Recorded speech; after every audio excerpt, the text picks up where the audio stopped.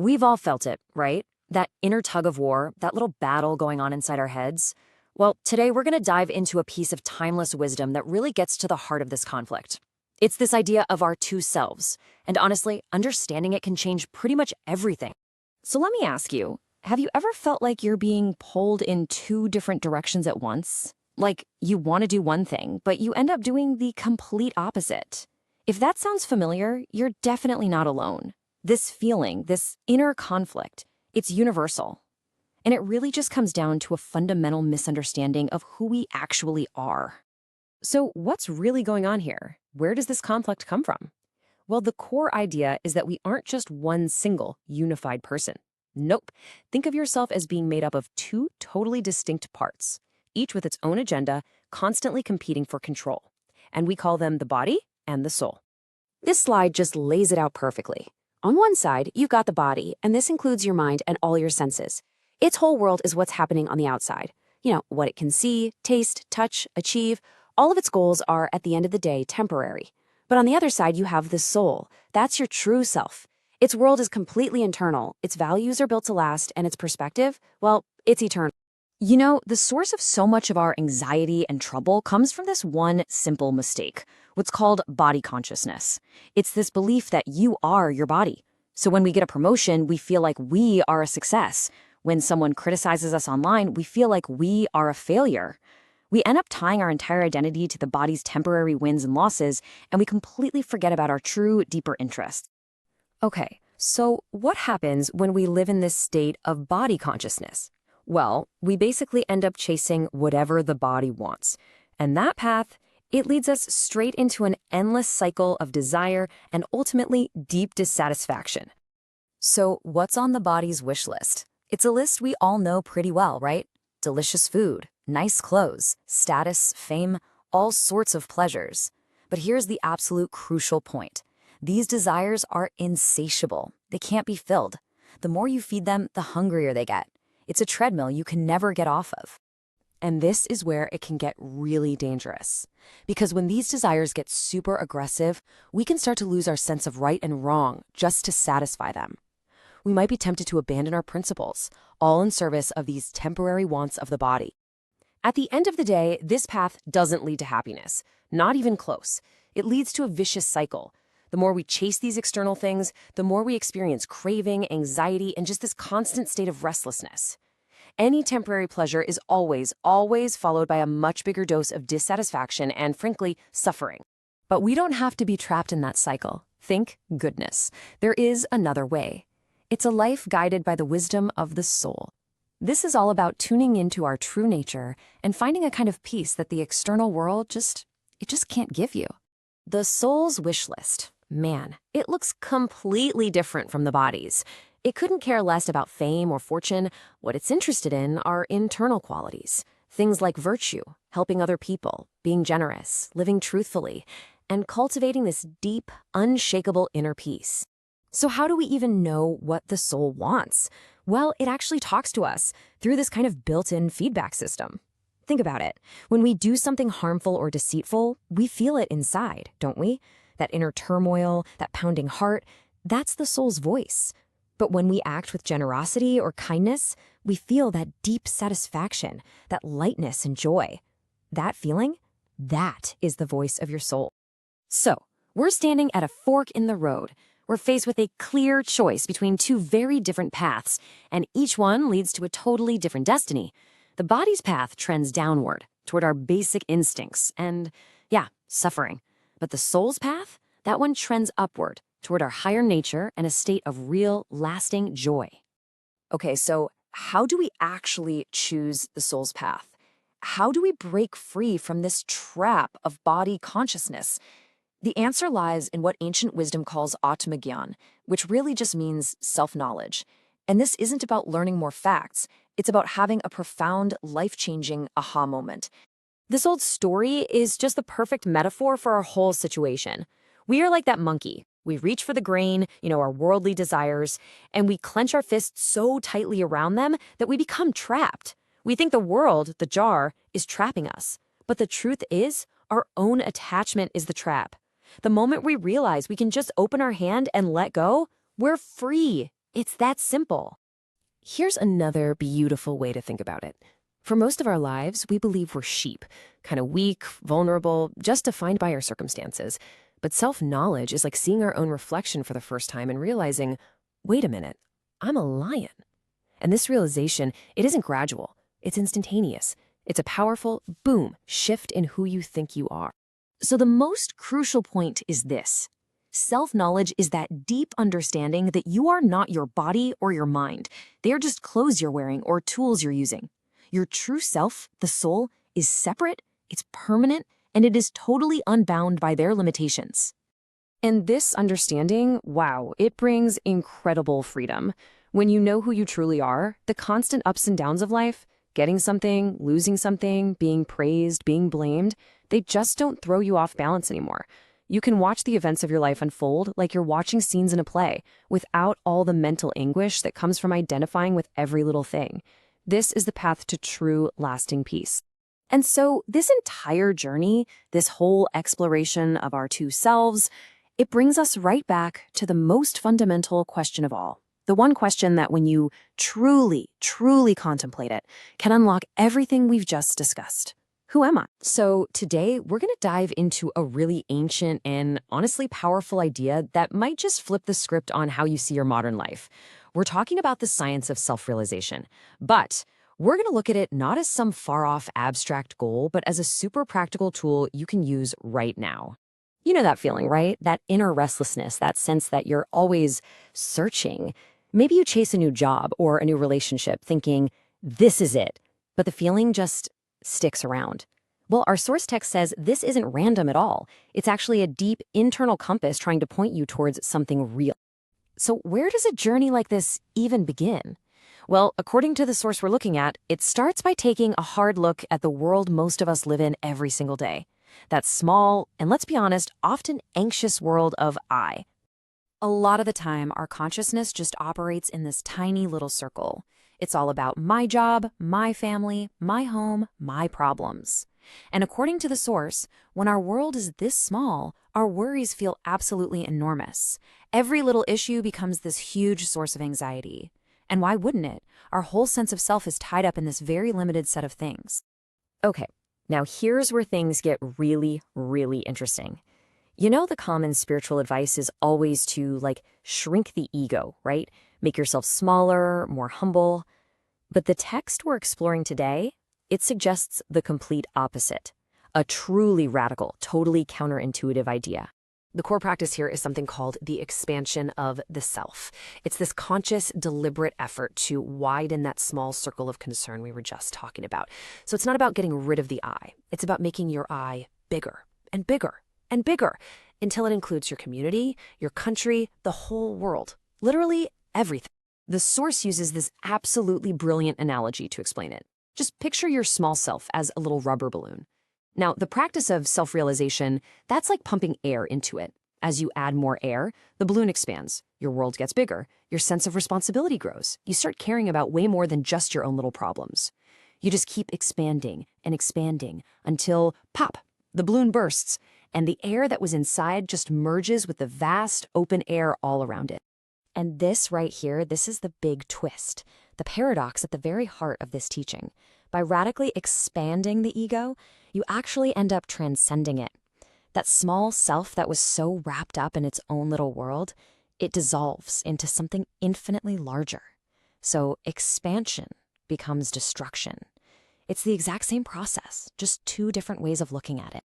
Now, I know what you might be thinking. Okay, that's a nice philosophical idea and all, but I've got a job, I've got bills to pay, I have a real life to live. What does any of this have to do with me?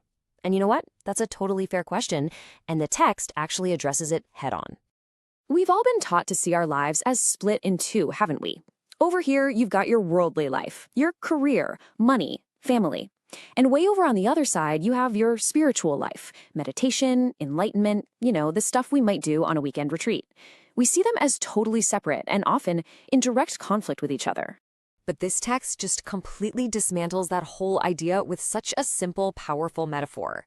It says your worldly life and your spiritual life, they are not two different things. They are bound together, totally inseparable, just like your stomach and your back. You literally can't have one without the other. What you do in one area directly, and I mean directly, impacts the other. So, if these two worlds are so connected, what's the real practical payoff of all this spiritual work? Well, it's not just about finding some inner peace. The text argues it is the absolute foundation for being competent and successful in the material world. Now, that is a bold claim. The source says that true power, what it calls atma bal, or inner strength, is the root of every single achievement. It's saying that when you possess this deep self-knowledge, worldly successes, they just naturally follow. They are, as the text puts it, right there, under your hand. So think about the path to success this way. Yeah, external skills are important, for sure. And external resources, like money or connections, they're valuable too. You can see they get you part of the way there. But just look at the impact of self-knowledge. The text argues it's the ultimate multiplier. It's the factor that truly unlocks your full potential in anything you do.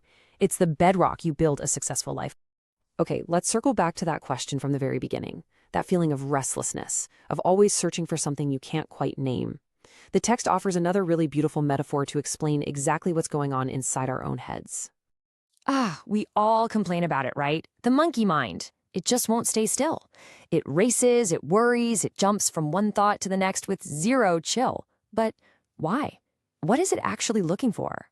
The source compares our restless mind to a musk deer. So this deer, it smells this beautiful, captivating fragrance in the air. And it just runs frantically through the forest, day and night, trying to find where this amazing scent is coming from.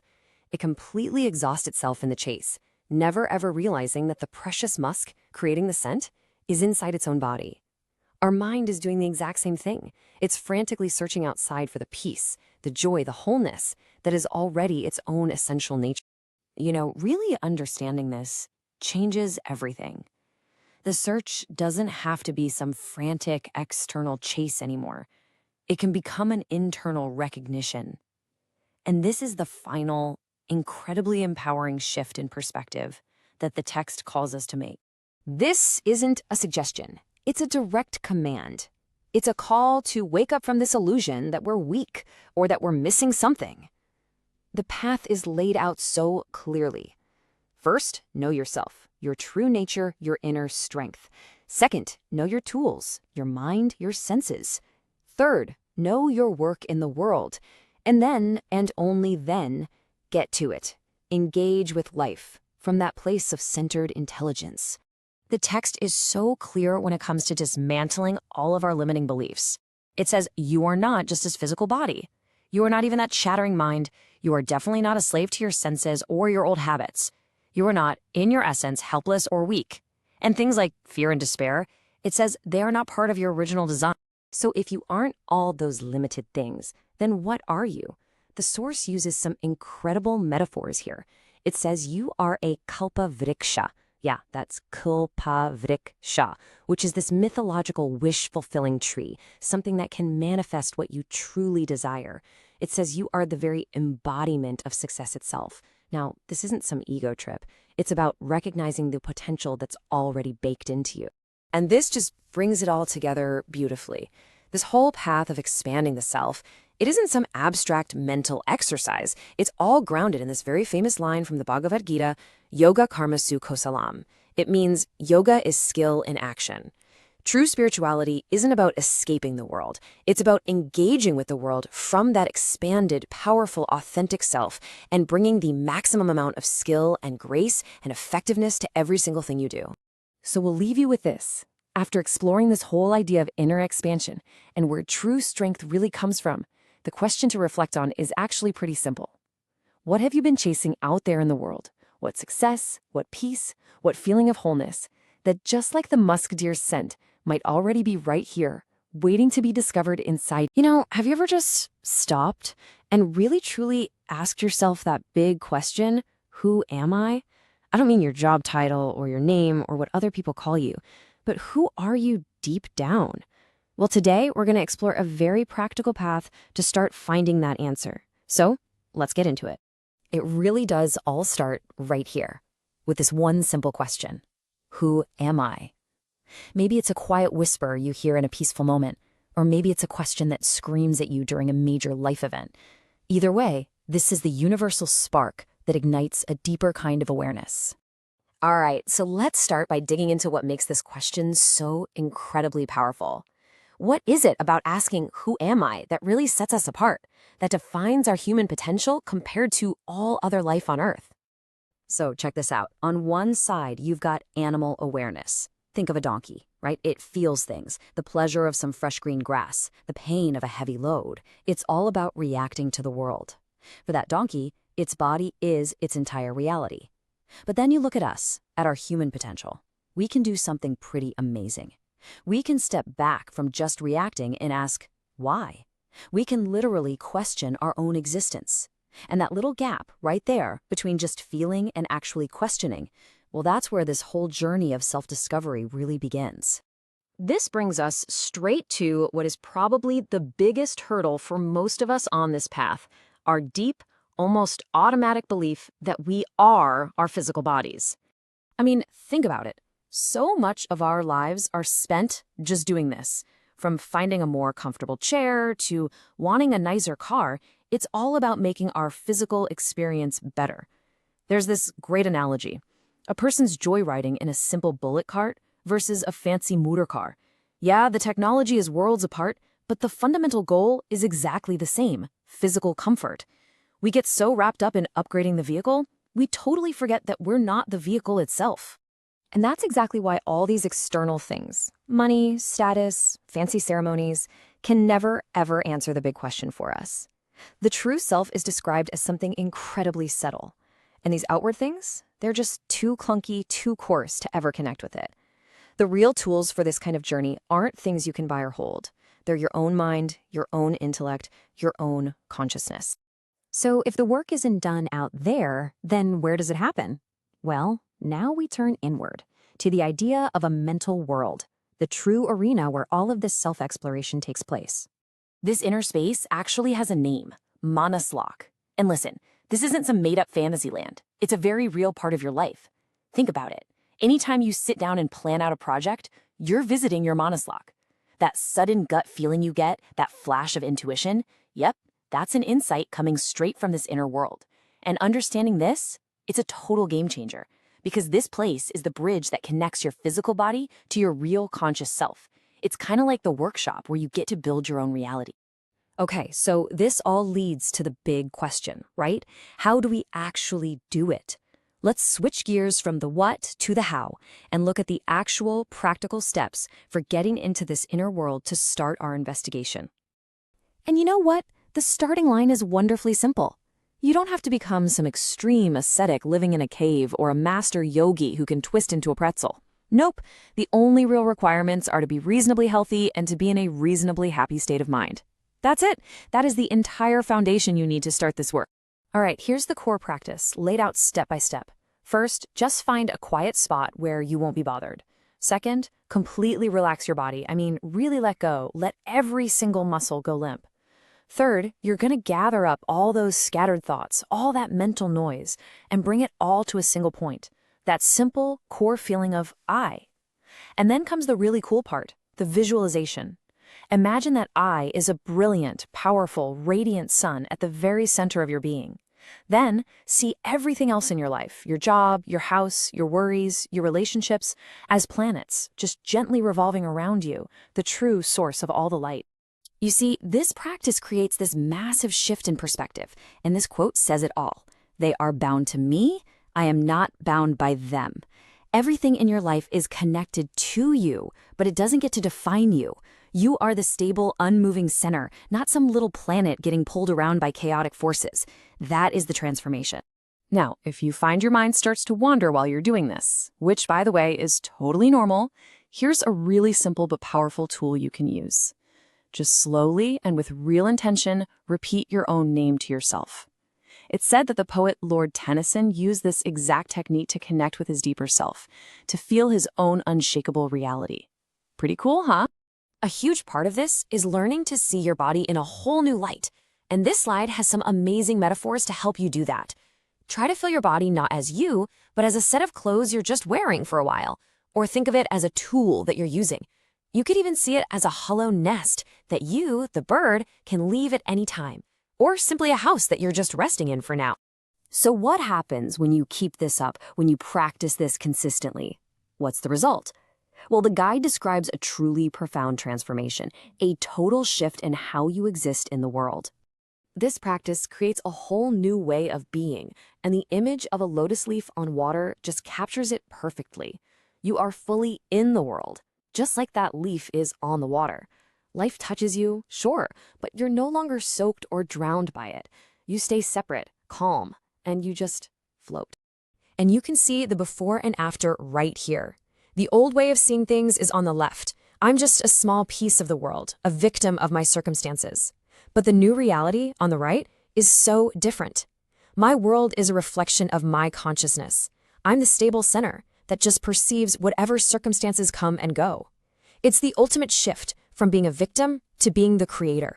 What's really amazing is that this change isn't about forcing yourself to be a better person. It's described as a completely natural evolution. As you start to identify with your true, bigger self, those old, smaller traits, like selfishness and greed, they just fall away on their own. It's like a tadpole losing its tail when it becomes a frog. It just happens. And in their place, new qualities like generosity and compassion start to grow, totally effortlessly, totally naturally, like an elephant growing its tusks. So, in the end, this isn't something you can prove with logic or win in a debate. You can't just think your way to this truth. Really, it's an invitation to just set the arguments aside and try the practice for yourself. This is a path that has to be walked, an experience that can only be confirmed by, well, by experiencing it. And so we end right back where we started, but this time with a question directly for you. If you really are the sun at the center of it all, what kind of universe are you going to create? The journey is all yours.